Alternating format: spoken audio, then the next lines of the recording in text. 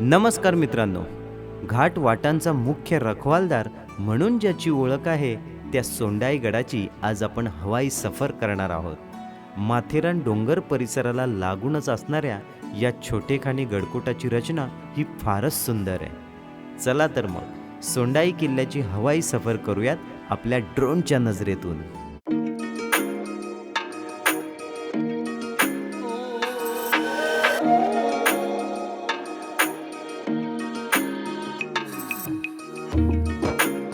मुंबई पुणे जुन्या महामार्गावर कर्जत हे अनेक भटक्यांचे आवडते गाव आहे.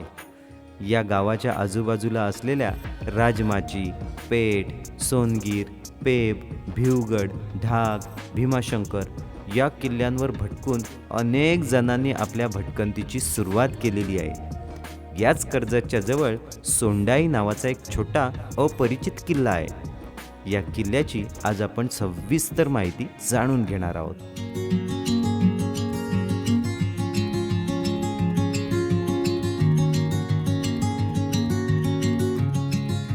कर्जत शहराच्या जवळ असलेला हा सोंडाई किल्ला हा महाराष्ट्रातील सर्वात सोपा ट्रेक समजला जातो. 1200 फूट उंचीवर स्थित असणारा हा एक किल्ला म्हणजे वॉच टॉवर होता आणि त्यावर सर्वात वर असलेल्या सोंडाई देवी मंदिरावरून त्याचे नाव सोंडाई किल्ला हे ठेवण्यात आले होते. माथेरानच्या पर्वतरांगांचा विस्तृत नजारा एका दृष्टिक्षेपात जर आपल्याला पाहायचा असेल तर आपण सोंडाई किल्ल्यावर नक्की जायला हवं.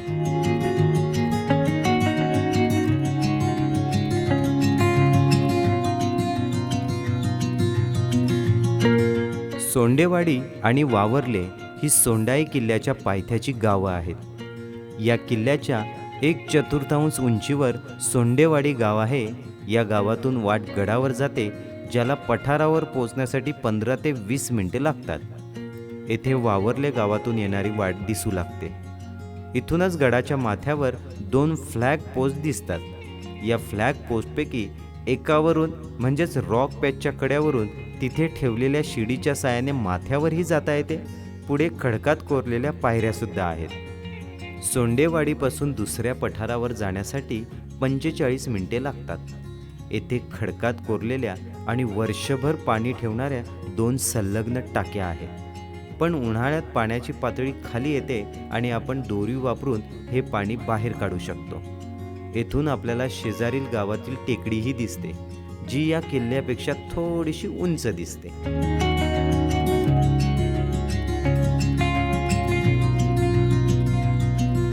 पठाराच्या वरच्या बाजूला कोरीव पायऱ्या आहेत.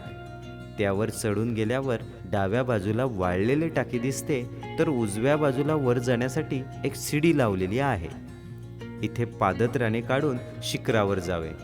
हे सोंडाई देवीला समर्पित एक पवित्र स्थान आहे आणि अनेक स्थानिक लोकांच्या श्रद्धांचा आदर करण्यासाठी आपण तिथे चपला काढण्याची शिफारस करतो. शिखरावर चढण्यासाठी पायऱ्या तसेच शिड्या आहेत. या खडकावर चढून गेल्यावर उजव्या बाजूला 2 टाके लागतात. त्यातील एक टाके हे मोठे असून त्यांच्यामध्ये 2 खांब सुद्धा आहेत, म्हणजे हे खांब टाके आहे.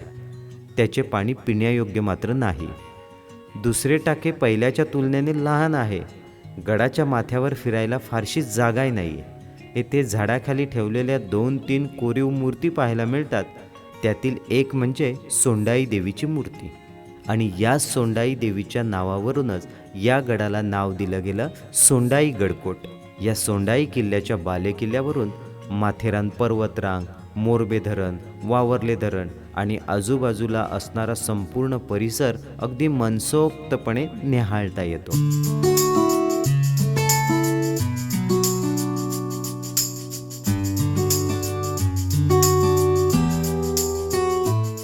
या किल्ल्याचा इतिहास समजून घेण्याचा आपण प्रयत्न केलात तर फारसे आपल्याला पुरावे मिळणार नाहीत, कारण लिखित दस्तऐवज हे आपल्याला सापडत नाहीत सोंडाई किल्ल्याच्या बाबतीत. परंतु गडावरील असलेलं खोदीव काम आणि त्याची भौगोलिक स्थिती पाहता हा इतिहासात एक महत्त्वाचा गडकोट असावा असा अनुमान आपल्याला लावता येतो.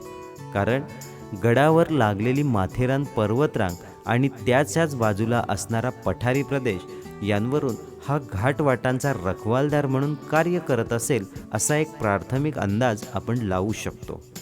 घाट माथ्यावरून कोकणात उतरण्यासाठी जो व्यापार चालायचा त्या व्यापारावर लक्ष ठेवण्यासाठी आणि समस्त पंचक्रोशीची टेहाळणी करण्यासाठी या बुरुजाचा वापर केला जाई.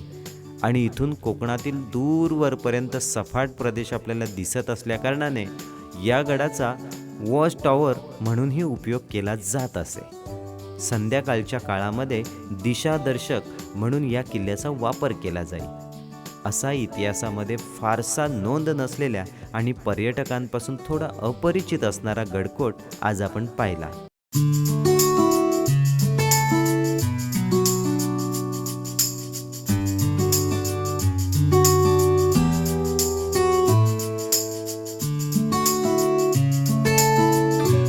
अशा प्रकारे मित्रांनो, आज आपण हा सोंडाई किल्ला पाहिला.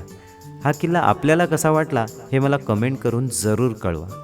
आत्ता आपण या व्हिडिओचा करूयात एंड. भेटूयात पुढील व्हिडिओमध्ये. तोपर्यंत स्वतःची काळजी घ्या. आपल्या चॅनलवरील नवनवीन व्हिडिओ पाहत राहा. लाईक करा, शेअर करा आणि आपल्या चॅनलला सबस्क्राईब करायला मात्र विसरू नका. जय शिवराय.